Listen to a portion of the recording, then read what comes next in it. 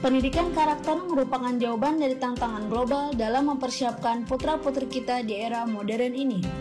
Madrasah Sakinah Bandung Barat adalah madrasah terbaik yang menerapkan konsep pendidikan karakter berbasis SATM, Sidik, Amanah, Tabligh, Fatona, dengan tenaga pendidik yang kompeten, fasilitas lengkap dan memadai, berprestasi baik di tingkat regional maupun nasional.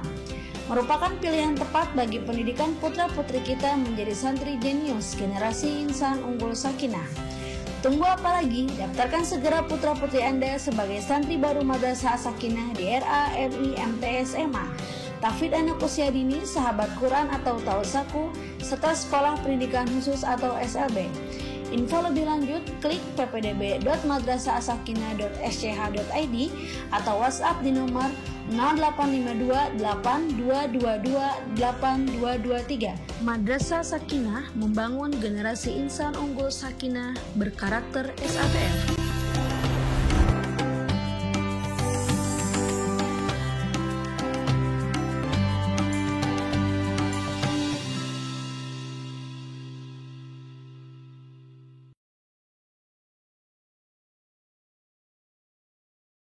Assalamualaikum warahmatullahi wabarakatuh. Alhamdulillahilladzi arsalal rasulahu bil huda wa dinil haqq liyudhhirahu 'alad dini kullih wa kafaa billahi shahida. Asyhadu an la ilaha illallah wahdahu la syarikalah wa asyhadu anna Muhammadan 'abduhu wa rasuluh alladzi la nabiyya ba'dah. Allahumma anfa'na bima 'allamtana wa 'allimna ma yanfa'una wa zidna ilman nafi'an wa hudan wa tuqan wa khasyatan fis sirri wal 'alan. Hadirin yang dimuliakan oleh Allah Subhanahu wa taala, alhamdulillah, segala puji hanya milik Allah Subhanahu wa taala. Berkat karunia-Nya, pada kesempatan kali ini kita bisa berkumpul dalam rangka menuntut ilmu, mencari kebenaran, meningkatkan ruhiyah, meningkatkan iman dan takwa kepada Allah Subhanahu wa taala. Kemudian tak lupa sholawat beserta salam semoga tetap tercurah limpah kepada kekasih kita, yakni baginda Nabi Muhammad sallallahu alaihi wasallam beserta keluarganya, para sahabatnya, para tabi'in, tabi'ut tabi'in, sampai kepada kita selaku umatnya. Hadirin yang sama-sama mengharapkan ridho Allah Subhanahu wa taala, pada kesempatan kali ini saya akan menyampaikan kajian tentang ilmu dan cinta belajar.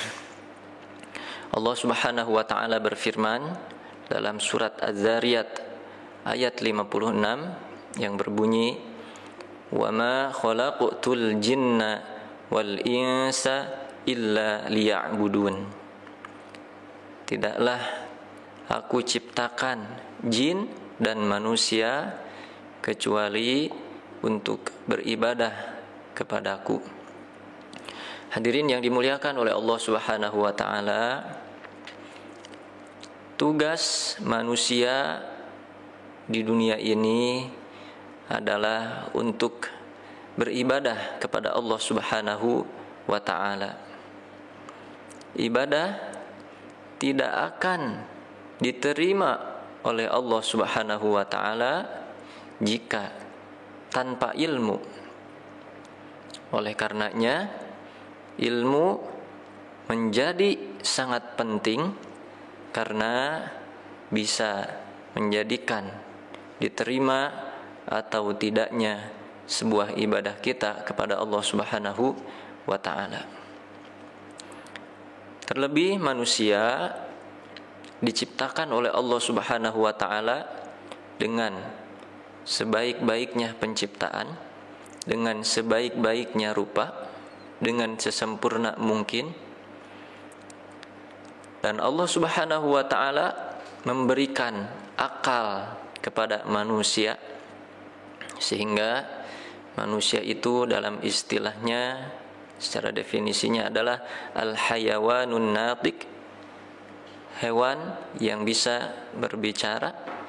Artinya manusia diberikan akal oleh Allah Subhanahu wa taala, yang mana dengan akal ini harus diisi dengan ilmu supaya bisa membedakan mana yang baik, mana yang tidak baik, mana yang benar, mana yang salah, mana yang lurus, dan mana yang sesat. Hadirin yang dimuliakan oleh Allah Subhanahu wa taala, kata ilmu di dalam Al-Qur'an disebutkan sebanyak 104 kali. Bahkan kalau dengan berbagai macam bentuknya, kata ilmu itu bisa mencapai 744 kali. Artinya apa? Artinya ilmu begitu penting dalam kehidupan kita, sehingga dengan jumlah yang banyak ini dihadirkan oleh Allah Subhanahu wa taala dalam Al-Qur'an, seharusnya menjadikan pelajaran bagi kita semuanya sebagai manusia yang diberi akal oleh Allah Subhanahu wa taala, agar senantiasa menuntut ilmu. Adapun dalil perintah untuk menuntut ilmu banyak sekali di dalam Al-Qur'an. Maka pada kesempatan kali ini saya ingin menyampaikan beberapa saja, baik dari Al-Qur'an maupun hadis. Yang pertama, dalam surat At-Taubah ayat 122 yang berbunyi, A'udzu billahi minasyaitonir rajim, wa ma kana al-mu'minuna liyanfiru kaffah falawla nafara min kulli firqatin minhum ta'ifatul liyatafaqahu fid din waliyunziru qaumahum idza raja'u ilaihim la'allahum yahzarun. Artinya, wallahu a'lam bissawab. Saya ingin meringkas saja.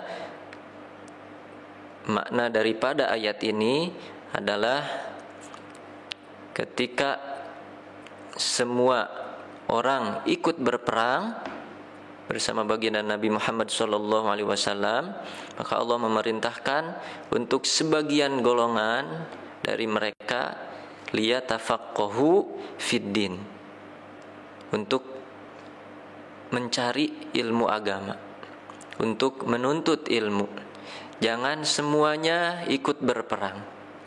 Jangan, kalau dalam kehidupan kita sekarang, jangan semuanya berbisnis, jangan semuanya berkegiatan lain. Tapi harus ada yang kita didik, yang kita cetak menjadi ulama, liyatafaqahu fiddin. Kemudian dalil berikutnya masih di dalam Al-Qur'an adalah surat An-Nahl ayat 43 yang berbunyi, wa ma arsalnaka, surat An-Nahl ayat 43 yang intinya adalah fas'alu ahla dzikri in kuntum la ta'lamun. Jika kalian bertanya tentang sesuatu, maka tanyalah terhadap ahli ilmu. Ya, kalau kamu tidak tahu mengenai sesuatu hal, maka tanyakan kepada ahlinya. Begitulah dalam Al-Qur'an. Ini artinya Allah Subhanahu wa taala memerintahkan kepada kita semuanya sebagai hambanya untuk menuntut ilmu. Kemudian yang ketiga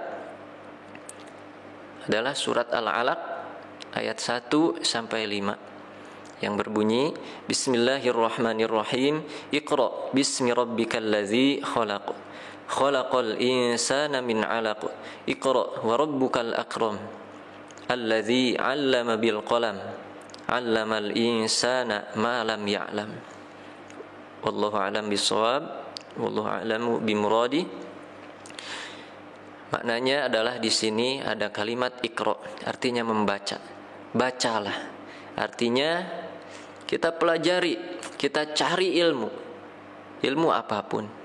Jadi baca di sini redaksinya adalah menggunakan kalimat iqra. Bahasanya umum. Jadi silakan pelajari apa saja, baca apa saja. Baca Al-Qur'an, baca buku-buku fikih, buku-buku tauhid, buku-buku tasawuf atau akhlak, baca buku-buku matematika, kedokteran, sains, dan lain sebagainya, semuanya baca. Nah, ini merupakan salah satu perintah dari Allah Subhanahu wa taala kepada kita agar senantiasa menuntut ilmu. Nah, lalu apa keutamaan menuntut ilmu? Yang pertama, orang yang menuntut ilmu akan diberikan derajat yang tinggi oleh Allah Subhanahu wa taala. Sebagaimana dalam firman Allah Subhanahu wa taala surat Al-Mujadilah ayat 11, yarfa'illahu alladhina amanu minkum walladzina utul ilma darajat. Allah Subhanahu wa taala mengangkat derajat orang-orang yang berilmu di antara kalian beberapa derajat. Artinya orang yang memiliki ilmu akan ditinggikan derajatnya di hadapan manusia dan di hadapan Allah Subhanahu wa taala. Nah, terkait dengan hal ini saya ingin mengangkat sebuah kisah, ya, yang mana ada seorang ulama, Abu Yusuf, salah seorang murid daripada Imam Hanafi. Beliau sering menghadiri kajian sang guru. Nah, karena seringnya beliau hadir di kajian tersebut, memperhatikan dengan baik, kemudian mencatatnya, disiplin, tepat waktu. Kemudian dipanggillah oleh sang imam. Kemudian beliau berkata kepada Abu Yusuf, "Wahai Abu Yusuf, kalau engkau istiqomah dengan caramu belajar seperti ini, maka engkau akan dimuliakan. Engkau akan duduk dengan seorang raja dan memakan makanan raja." Nah, setelah berselang dari nasihat tersebut, kemudian Abu Yusuf ini bertemu, dipanggil oleh gubernur, dan kemudian gubernur ini memanggil beliau, dan memang benar dimuliakan. Kenapa? Karena ilmu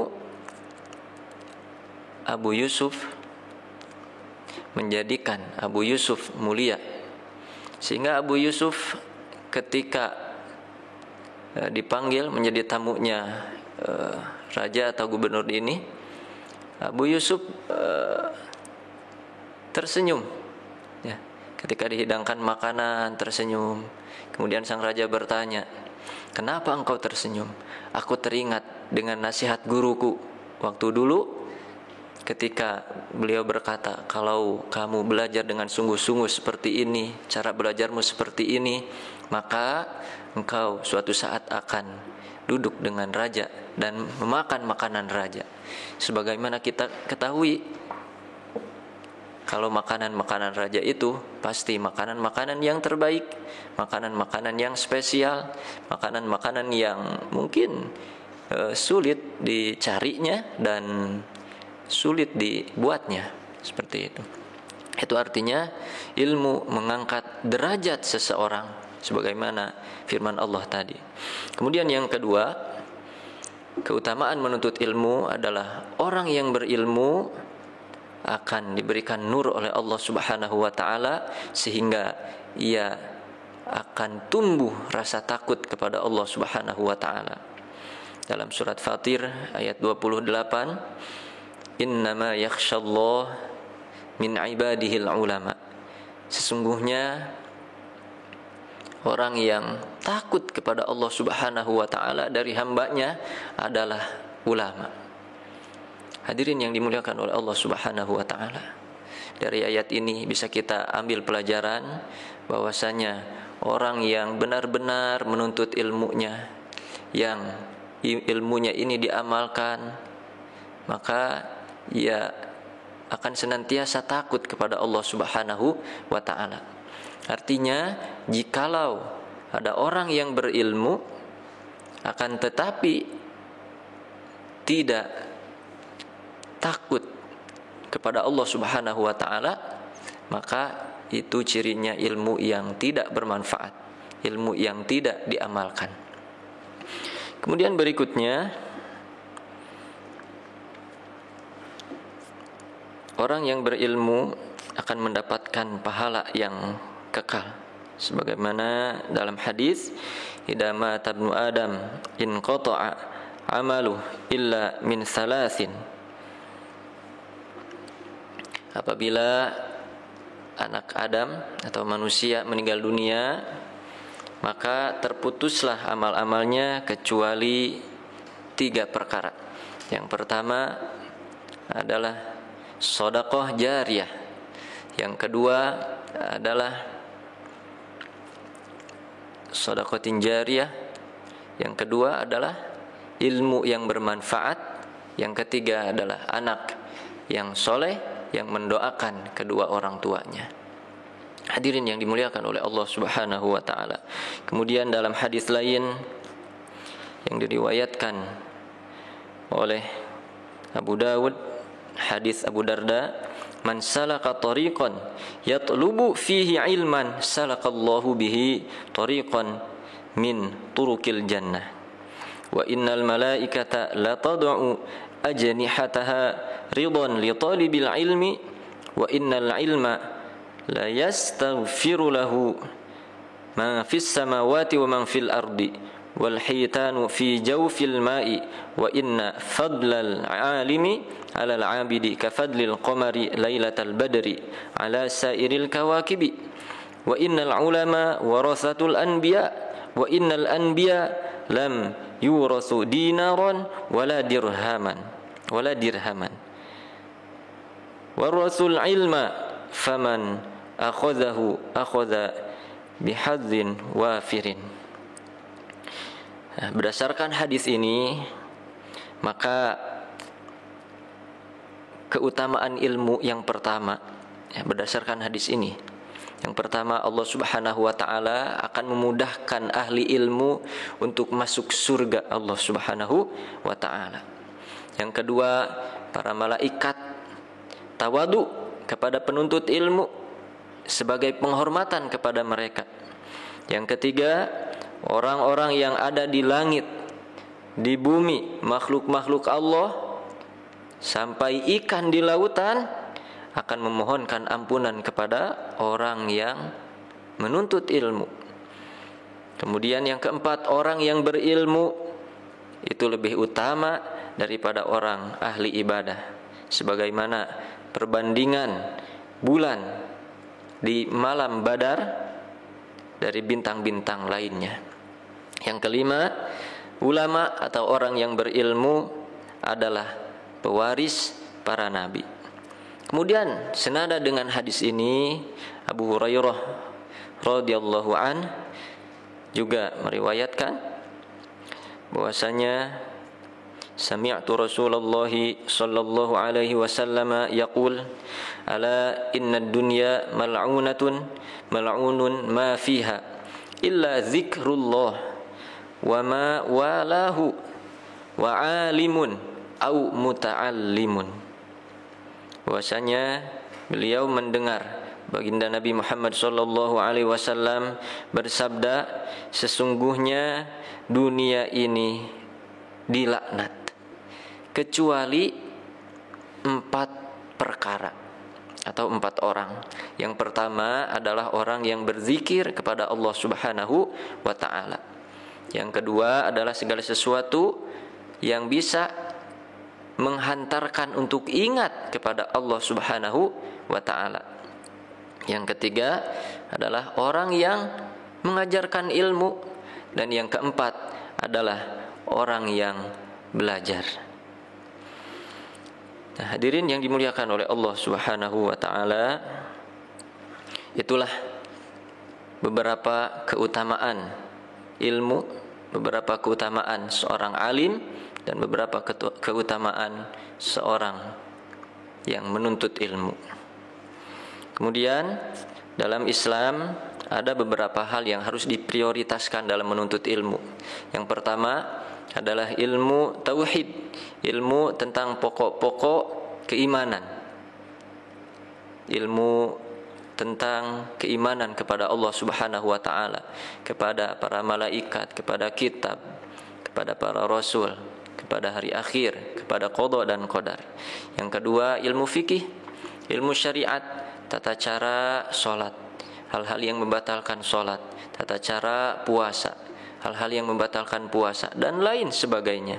Yang ketiga ada ilmu tasawuf, ilmu akhlak, ilmu membersihkan jiwa, bagaimana supaya tidak riya, tidak sum'ah, bagaimana caranya ikhlas, bagaimana caranya tawakal, bagaimana roja, berharap kepada Allah Subhanahu wa ta'ala, bagaimana khauf, takut kepada Allah Subhanahu wa ta'ala, bagaimana mahabbah, cinta kepada Allah Subhanahu wa ta'ala. Itu dipelajari di dalam ilmu tasawuf.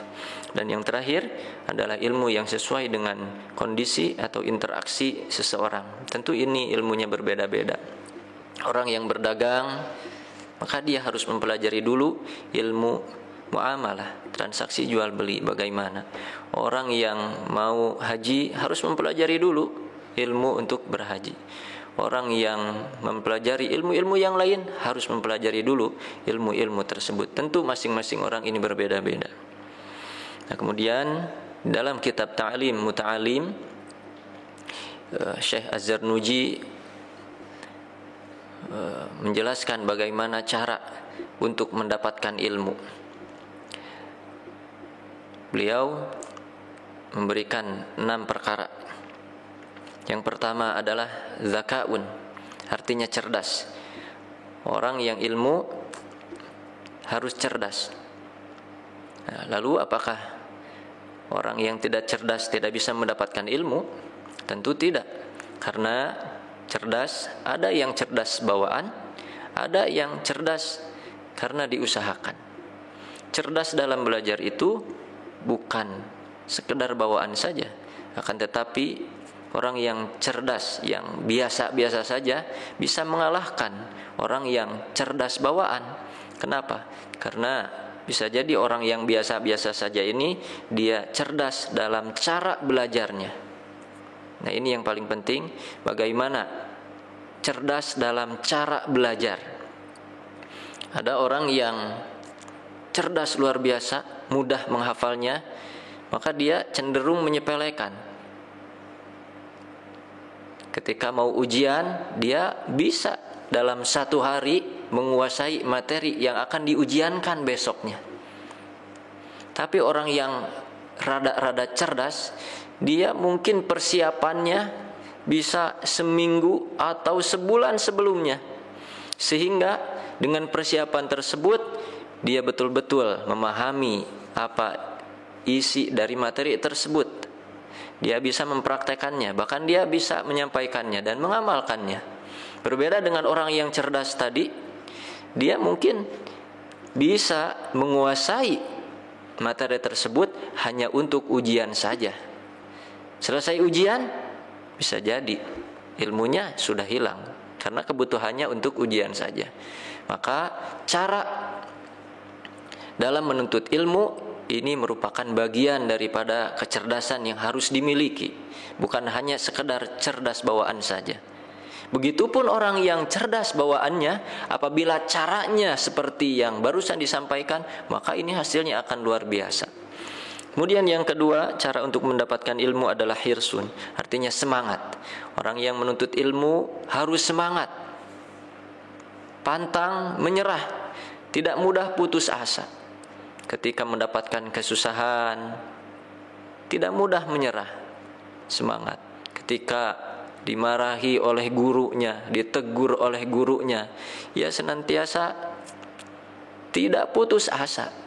Bahkan dengan tegurannya tersebut menjadikan dia semakin semangat, semakin ingin menguasai atau ingin mempelajari ilmu tersebut. Kemudian yang ketiga adalah wastibarun, artinya adalah sabar. Dalam menuntut ilmu pun harus sabar. Tidak mudah untuk mendapatkan sebuah ilmu. Untuk memahami sebuah ilmu butuh kesabaran. Tidak serta-merta ilmu itu datang begitu saja kepada kita. Kita harus sabar menjemputnya, karena ilmu itu didatangi, bukan datang dengan sendirinya. Kita harus mendatangi, baik itu kepada gurunya maupun terhadap cara belajarnya. Begitu. Kemudian yang keempat adalah bulghah. Bulghatun artinya biaya. Nah, dalam kondisi ini biaya dibutuhkan untuk menuntut ilmu. Artinya orang yang menuntut ilmu harus memiliki bekal. Sebagaimana dikisahkan dalam Al-Quran, Nabi Musa yang ingin belajar kepada Nabi Khidir, falamma jawaza qala li fatahu atina ghada'ana, berikanlah bekal kami. Mana bekal kami? Begitu. Karena pada saat itu Nabi Musa melakukan rihlah atau melakukan sebuah perjalanan. Nah, ini menjadikan pelajaran untuk kita bahwasanya menuntut ilmu itu murid yang mendatangi guru. Murid yang mendatangi guru melakukan rihlah perjalanan. Dengan rihlahnya Nabi Musa merasa letih, merasa capek. Tapi dengan kegigihannya akhirnya bertemu dengan Nabi Khidir alaihi salam. Di tengah perjalanan beliau menagih mana perbekalan kita. Artinya bekal itu dibutuhkan untuk menuntut ilmu. Kemudian yang kelima adalah irsyadu ustadzi, bimbingan dari guru, petunjuk dari guru. Ini paling penting. Kita tidak bisa mengandalkan otak kita saja. Kita tidak bisa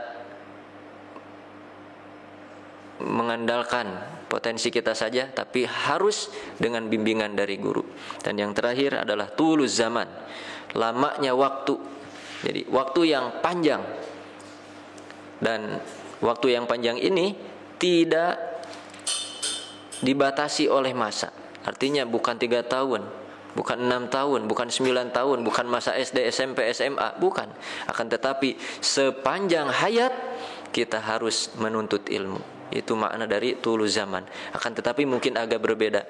Jika sebelum menikah belajarnya caranya seperti ini, ketika sesudah menikah belajarnya agak berbeda, caranya seperti ini, waktunya juga berbeda. Dan jika sudah menjadi guru, tetap harus belajar, bukan berhenti belajar. Karena pada hakikatnya belajar adalah dari minal mahdi ilal lahdi, dari lahir sampai kelak meninggal. Itu saja mungkin yang bisa disampaikan. Mudah-mudahan kita semuanya diberikan kekuatan oleh Allah Subhanahu wa taala untuk menjadi orang-orang yang mencintai ilmu, orang-orang yang semangat dalam belajar, orang-orang yang semangat dalam mengajar. Akhirul kalam, subhanakallahumma wa bihamdika asyhadu an la ilaha illa anta astaghfiruka wa atubu ilaik. Assalamualaikum warahmatullahi wabarakatuh.